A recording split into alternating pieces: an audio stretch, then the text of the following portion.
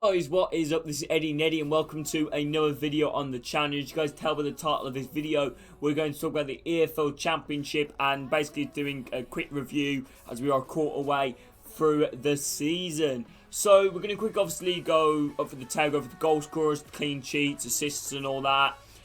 So obviously one of the best teams in the league at the moment are Bournemouth, the only unbeaten side in the Championship. One of the only unbeaten sides in England, only with Liverpool, which is a bit of a surprise. I've watched Bournemouth on a few occasions this season, obviously doing various watch-alongs. Make sure, if any of you guys obviously want to see watch-alongs for your guys' clubs, obviously comment in this video, tell me what team you guys support, and I'll hopefully try and do a watch-along on them, so I'd love to get to know all you guys' thoughts and opinions on the Championship this season.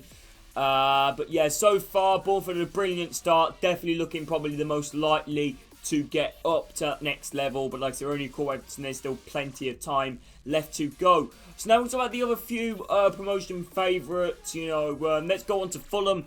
Fulham have probably got the best team in the Championship, I think, on paper. You look at Mitrovic, Tom Kearney, Declan Dover-Reid, Harry Wilson, Seri.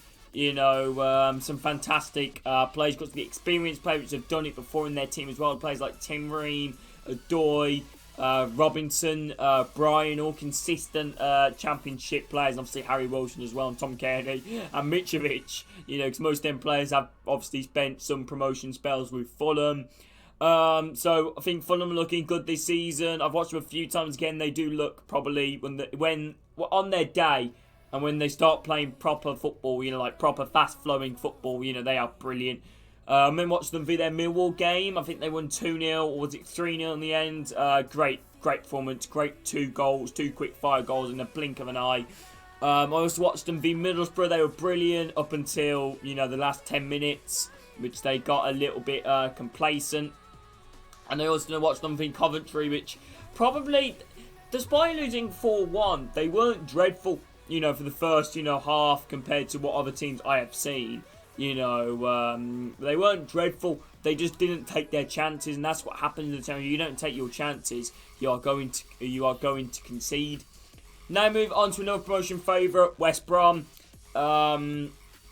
Obviously, we all know how they're doing at the moment. Very in and out.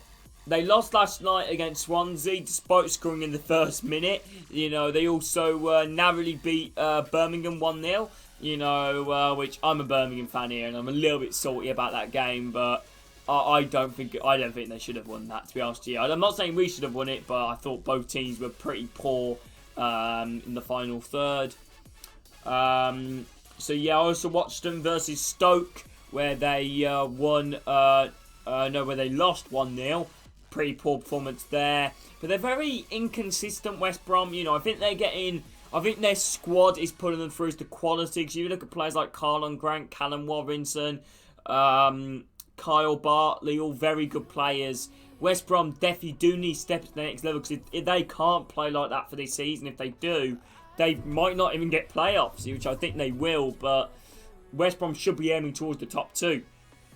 Another team which are surprisingly doing quite well, we just mentioned them, Coventry. I think Coventry did lose last night, but they've been absolutely fantastic this season. If you're a Coventry fan, you'd have probably took, just finishing just slightly above the relegation zone, and you guys look like you guys could potentially get in the playoffs. You guys have been absolutely fantastic, I can't lie.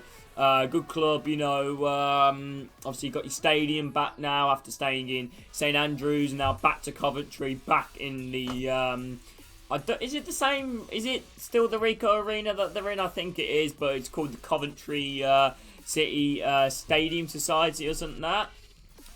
I'm going to go through underwhelming teams, that I don't think have done as well as I think they should. Sheffield United's one. They're starting to pick up form. Sheffield United, they unfortunately lost, not last night, the night before that against Millwall in a 2-1 loss. They seemed like the 95th minute. And Morgan Gibbs-White's got sent off. I watched them when they did against Swansea, where they drew 0-0. That's probably the most boringest game I think I've ever watched in my life. What else? I also watched them versus Hull, where they won, was it 3-0 in the end? That was a fantastic performance there from Sheffield United. Sheffield United have got some quality in their team. John Egan, Ben Osborne, Billy Sharp, that Ndai, he looks absolutely fantastic. You know, Sheffield United, I think, have been very underwhelming, but there's obviously still so much time left. And they've got that experience as a manager in Slaviša Jokanovic, which will definitely, I think, take them higher. I do think they'll finish a lot higher. I do think they'll get into the playoffs, but, you know, it's not looking good so far, does it? They're just far too inconsistent.